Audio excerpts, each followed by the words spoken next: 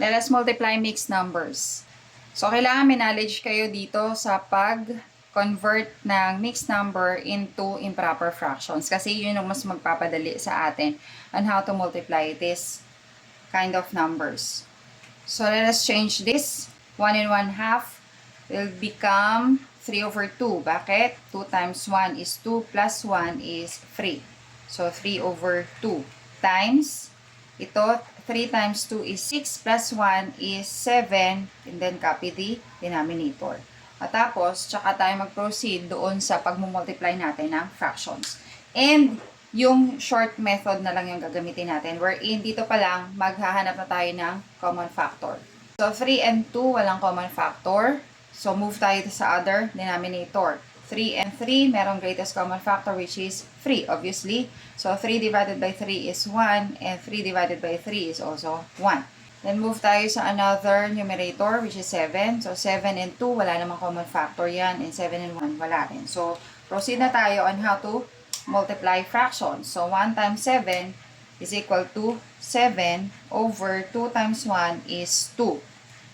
Pag sinabi ng teacher ninyo na okay na yan, improper fraction, okay na, huwag nyo nang i-change sa mixed number. Pero kung sinabi sa inyo na i-change ninyo sa mixed number, edi gagawin natin. Always follow the direction. So, 7 over 2, change into mixed number. This is 7 divided by 2 is 3. And then, meron tayong remainder which is 1. Copy the denominator. So, the answer is 7 halves or 3 and 1/2. For number 2, we have 2 and 2/5 times 3 and 1/3. This is 2/5. Okay, change this into improper fraction. So, 5 times 2 is 10, plus 2 is 12, and then copy the denominator. Tapos, times, 3 times 3 is 9, plus 1 is 10, over, copy the denominator, and then multiply as usual. So, 12 and 5, walang common factor. 12 and 3, may greatest common factor which is 3. So, 12 divided by 3 is 4. And 3 divided by 3 is 1. Punta tayo sa other numerator. 10 and 5 may common factors. That is 5. So, 5 divided by 5 is 1. And 10 divided by 5 is 2. Tapos ito, wala rin namang common factor. So, multiply na tayo. 4 times 2 is 8. Over 1 times 1 is 1, or simply 8. Number 3, 2 and 3/8 times 4. So, ito whole number na, no? So, change natin ito sa improper fraction. So, 8 times 2 is 16, plus 3 is 19 over 8 times 4. Ayan. So, yung 4, alam naman natin na may denominator yan na 1, di ba? Lahat ng whole number may denominator na 1.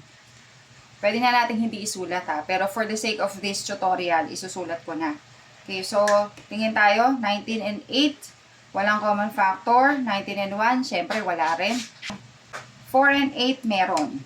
Okay, so greatest common factor is 4. So this is 1 na lang. And then ito, 8 divided by 4 is 2. Okay, tapos multiply na tayo. 19 times 1 is 19 over 2 times 1 is 2. Pwede na to, pag sinabi ng teacher nyo na pwede na yung improper fraction, or kung ipinapa-change nyo sa mixed number yan, 19 divided by 2 is 9 and 1/2. Saan ang galing yon? 19 divided by 2. Ilang 2 meron ng 19? Meron kang 9. Tapos ito, 9 times 2 is 18. 19 minus 18 is 1. So, ito yung magiging whole number natin. Tapos, yung remainder, yun yung numerator ng fraction. And then, ito ang denominator.